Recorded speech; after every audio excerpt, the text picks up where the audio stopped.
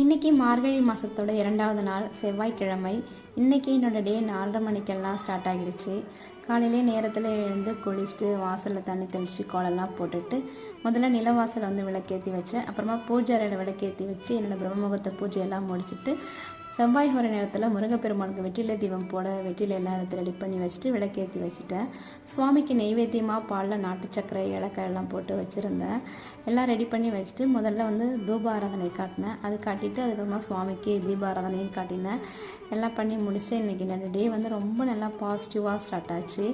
பிரம்ம முகூர்த்த பூஜை நல்லபடியாக பண்ணி முடிச்சிருந்தேன். இந்த வாரம் எனக்கு 6வது வார வெற்றிலை தீப வழிபாடு. வெற்றிலை தீப வழிபாடு ரொம்ப நல்லபடியாக முடிஞ்சிச்சு. மனசுக்கு அவ்வளோ நிறைவாக இருந்தது. பூஜையெல்லாம் பண்ணிவிட்டு என்னோடய டே ஸ்டார்ட் பண்ணும்போது மனசுக்கு அவ்வளோ நிறைவாக இருக்கும். ஏதோ மனசில் இருந்த ஒரு பெரிய கஷ்டமே குறைஞ்ச மாதிரி அன்றைக்கி டேவே ரொம்ப பாசிட்டிவ் வைபாகவே ஸ்டார்ட் ஆகும். வீடியோ பிடிச்சிருந்தால் லைக் பண்ணுங்கள்.